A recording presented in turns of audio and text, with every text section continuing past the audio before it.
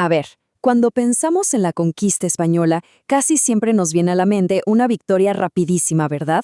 Pero la historia real es mucho, mucho más compleja.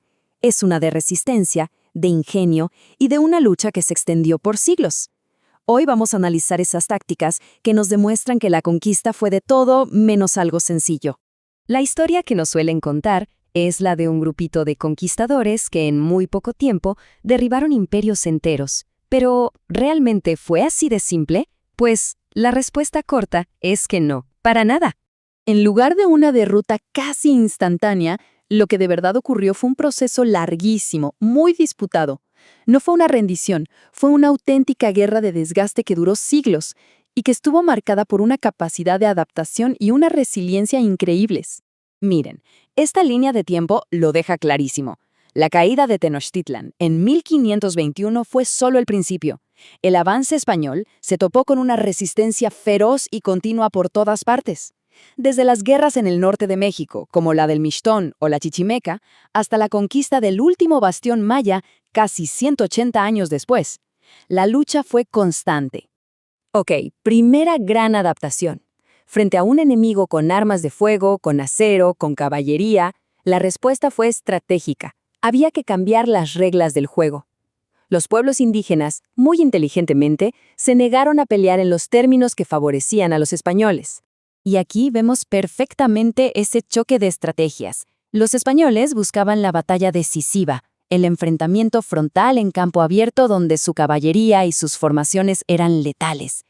En cambio, las fuerzas indígenas aprovecharon su agilidad y su conocimiento del terreno para una guerra de emboscadas, una guerra de guerrillas que iba desgastando al invasor poco a poco. Pero la adaptación no fue solo en estrategia, También fue tecnológica. El caballo, que al principio fue un arma de terror española, fue dominado rápidamente por grupos como los chichimecas o los mapuches. Lo convirtieron en su arma para ataques relámpago. Y a eso le sumaron las armas españolas que capturaban y, por supuesto, su conocimiento profundo del entorno. Y esa adaptación nos lleva a otro punto clave. La guerra no se libró solo con armas, sino con el paisaje mismo. La geografía se convirtió en una de las defensas más efectivas. Este concepto de regiones de refugio es fundamental para entender todo esto. Eran zonas donde la geografía jugaba totalmente a favor de los defensores. Lugares donde las pesadas armaduras, los cañones y la caballería española perdían toda, pero toda su ventaja. Y esto ilustra perfecto la variedad de esos refugios. Desde los desiertos, donde los guerreros locales podían sobrevivir sin problemas mientras los españoles sufrían por el agua y los suministros, hasta las selvas impenetrables de Yucatán y Guatemala, o las gigantescas barrancas de la Sierra Madre. Conocer cada cueva, cada sendero, cada fuente de agua, eso era un arma poderosísima. Pero, ojo, la resistencia no fue solamente militar. Se libró otra batalla, quizás más silenciosa, pero igual de importante, en el plano espiritual e ideológico.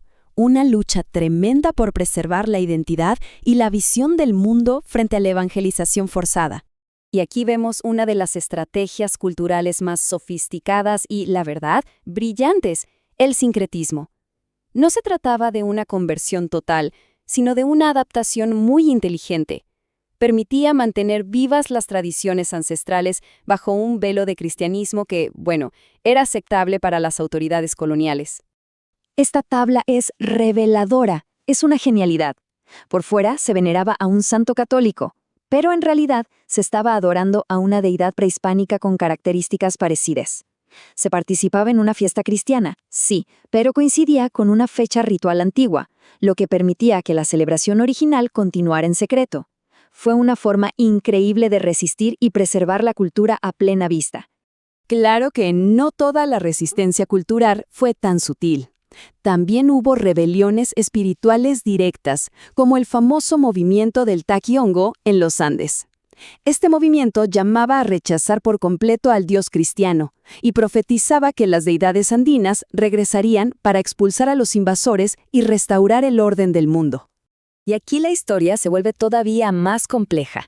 Es un error muy común pensar en esto como un bloque unificado indígena contra un bloque español. La realidad era mucho, pero mucho más fragmentada y política. Este es el punto crucial. El mundo precolombino era un mosaico de pueblos con sus propias alianzas, enemistades, guerras. Para muchos, la llegada de los españoles no fue el fin del mundo, sino una oportunidad para cambiar el equilibrio de poder a su favor. Esta cita es contundente.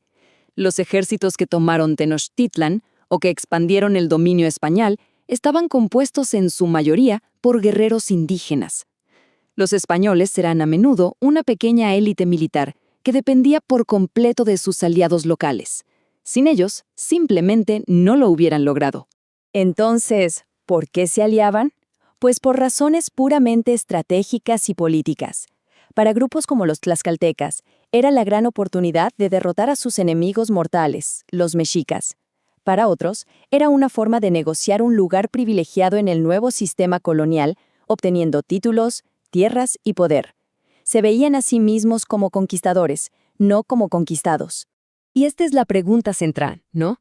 Las decisiones que tomaron los líderes indígenas no fueron para nada sencillas. ¿Era mejor resistir hasta la muerte, aliarse para asegurar un futuro para su gente o simplemente adaptarse para sobrevivir? No hay respuestas fáciles aquí, y cada comunidad tomó su propio camino. Al final, la narrativa real es muchísimo más rica y tiene muchos más matices que una simple historia de derrota.